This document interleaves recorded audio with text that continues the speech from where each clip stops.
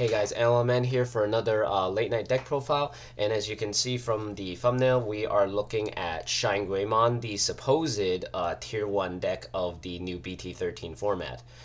The deck is actually really solid. My build is kind of different because I don't have all the Shinegreymons from BT12, so I opted to try out older versions of him that are actually still very strong, especially one of the old ones from like BT4 or 5. It's actually really crazy, its effect. But you'll see later on when I show off the level sixes. The deck is actually really powerful. Like, just the fact that it can DP reduce so much in one turn, like how it used to do back in like BT2 or 3, I think. Like, yeah, BT3 back then. Shinegreymon was just insanely busted because you could just like set up like 7 tamers and just blow up your opponent's field. But because of the progression of the game, we've been able to delete tamers and get rid of them as of like recently. But there were ways to get rid of it and to kind of like mitigate the DP reduction, especially in black, which had a way to stop that.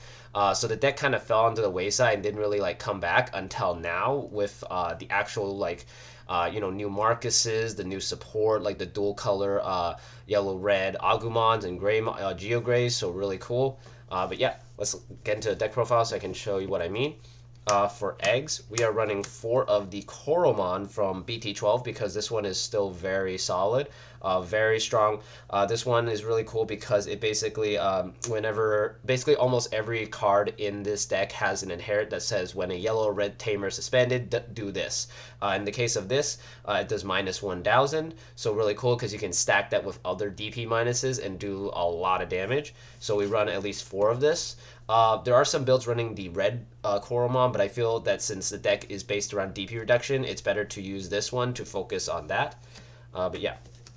Then we run exactly 12 rookies. We run 4 of the Agumon from BT12 because it helps us search the top 4 for a Marcus and a Greymon, and it also has a cool inherit that basically lets us do another minus 2,000 when a yellow-red tamer is suspended. Then we run 4 of the Agumon from EX4 because it gets us a draw when a red or yellow tamer is suspended, and when you push this up into the battle area, if you have a red or yellow tamer already out, you're basically guaranteed to gain a memory. So if you already have a memory setter, you're going to start at 4, so that can potentially be crucial in certain matchups. So I like running this to gain that extra memory. Then we run 4 of the new Agumon from BT13 because main once per turn you get to turn your Marcus into a Digimon, which is really strong, and that's basically one of like your main heavy hitters of the deck. And then also he does delete a 3,000 DP or less Digimon when a yellow or red tamer is suspended. That's basically all the rookies we run. For level 4s, we run 3 of the Geograys from BT12 because it lets us set up a Marcus if we don't have one, and it also does a minus 2,000 when a tamer is suspended. Then we also run 3 of the BT13 Geogray because this one helps us look into our security, which is really strong and a very powerful ability. It lets us play it and we get to recover. And the cool thing is that this one also does the same thing as this Aguma, where it deletes a small rookie, so potentially you can stop anything that's going to stop you from gaining memory, basically, from the Marcuses. And yeah, really strong. Then we run 2 of the Geograys from EX4 because start of your main phase you also gain a memory, so in conjunction with this and this you can potentially gain more memory, so really cool. And of course, his effect when Tamer suspended, you get to draw a card. So this actually does come in clutch sometimes because that draw could get you into the the Shinegreymon basically. So really strong. That's all the level 4s we run. For level 5s, we kind of have a mix of Rise Greymons basically. We have 4 of the Rise Greymon from BT13 because the art is really cool. I can Digivolve for 3 on top of any Geo Grey. When Digivolving, you just play a Marcus. Doesn't require you to not have one. And then when Marcus dies, you basically get to put it back into security, and its inherent basically does the exact same thing, but only once per turn. Both are once per turn, but it's just this one is all turns, so anytime a Marcus dies, you just get to put it back into security, so really strong. Then we run 2 of the Rise Greymons from BT12 because when Digivolving, if you already have the Marcus out from this or something else, especially the Geogray, you basically get to gain a memory, and then all turns when the Marcus were to die, you can just play it back into security, and then it does the same thing with its inherent too, so you got to run at least 2 of this. Then we run 2 Rise Greymon X's because it helps us play a second Tamer on Digivolution and does minuses if you have Rise Gray or an X antibody underneath. Also, for each Tamer you have in play, this Digimon gains plus 1,000. So if you manage to set like 2 or 3 Marcuses, this is already easily a 11,000, so really strong. And yeah, that's basically all the level 5s we run. It's pretty lean. It's the exact like 8 that most decks run, but it feels really solid. For level 6, this is where my list differs from a lot of people. I'm running 3 of the new Shinegreymon, the rare version, because, well, yeah, sorry about the glare there. I run 3 of this because this card is just really strong. The fact that it lets you turn a Marcus into a Digimon is really powerful already, but also the fact is that when a Tamer is suspended, you get to do minus 6,000, and in conjunction with all of these other DP minuses, you're boosting that up to like 10 to 12,000 every time you attack with him, so really cool. And I honestly like this a little bit more than the other one. The other one does give security plus 1, but usually you should be able to check multiple even without that, so really strong. Um, then we run 1 of the Shinegreymon that I mentioned that I don't have that many copies of. I only have this 1 copy of it, but it's still really powerful. For each yellow or red Tamer, one of your opponent's Digimon and all of your opponent's security Digimon get minus 3,000 DP for the turn. And then all your Marcuses in play get plus 3,000 in security plus 1, so it becomes a 6,000 swinger, really strong. Then we also run 1 of the old yellow Shine Gray because we do have a lot of Tamers, and this can potentially help us kill stuff sometimes, so really cool. And then we run 1 of the BT4 Shine Gray. This one, a lot of people have overlooked, but I feel it's actually very strong. When one of your red or yellow Tamers is suspended, and this is on your turn, this Digimon gains plus security, and it gains it. So if you evolve this into burst mode, your burst mode is gaining that extra security check. So really cool. I honestly really like this Shine Gray because it's just, I don't know, I just like the extra security check with it. Because then you don't have to rely mostly on Marcus or especially this.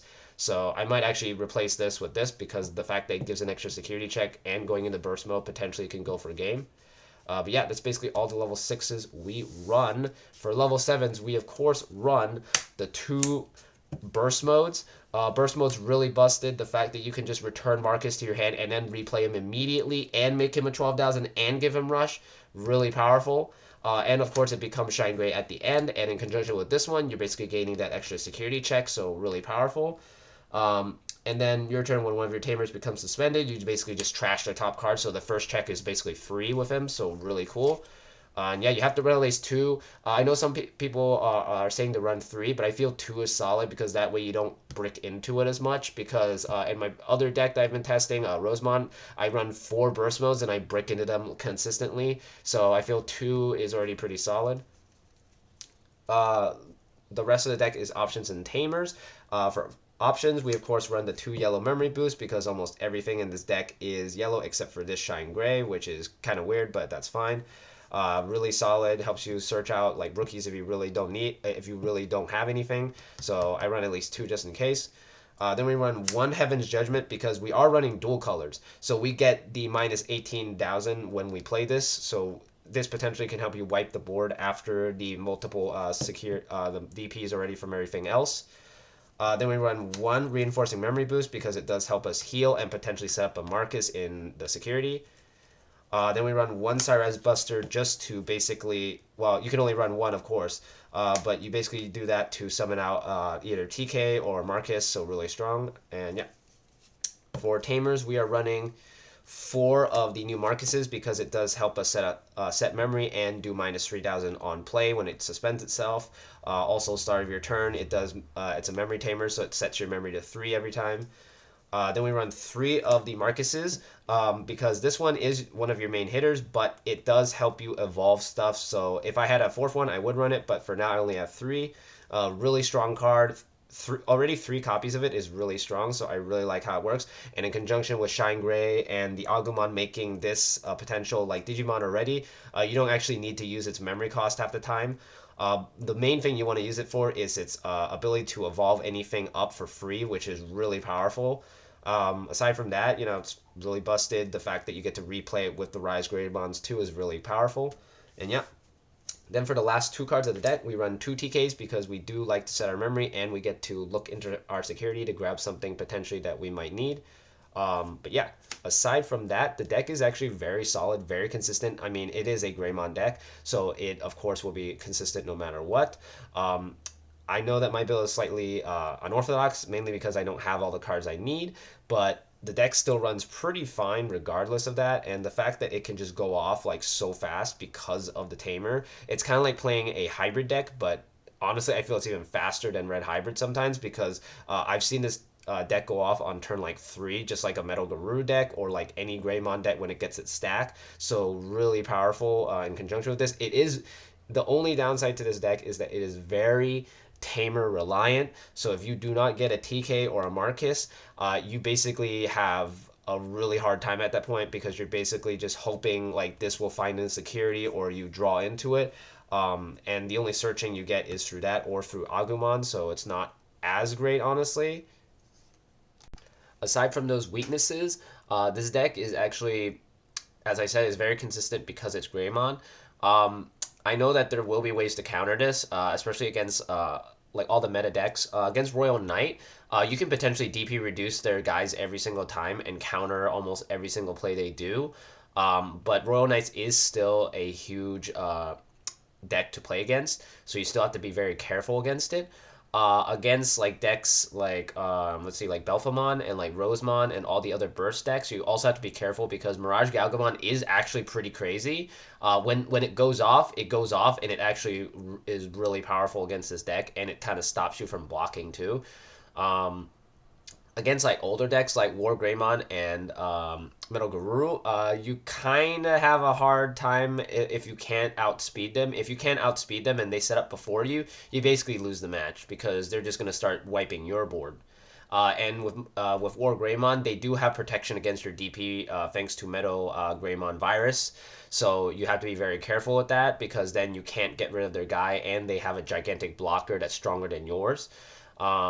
There's also, as I mentioned, Metal Guru, which can basically bounce a lot of your stuff. So if you can't get Marcus out soon enough, that they can start bouncing your level 4s and force you to basically restart everything.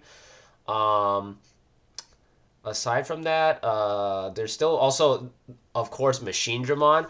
I feel like that deck is probably the worst matchup for this because the fact that they have a Machine Dramon that cannot be DP reduced, and usually the Machine Dramon is pretty big, especially when it becomes Chaos Dramon X.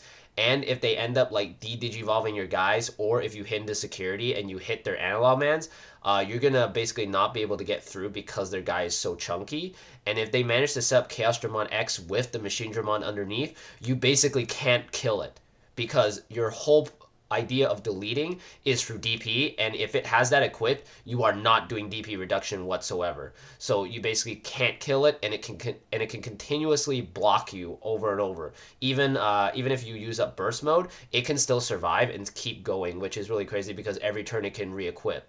So I feel like the worst matchup honestly would be Machine Dramon because of the immunity to DP reduction, and War Greymon because they have that out to you. Aside from that, almost every deck loses to your DP reduction.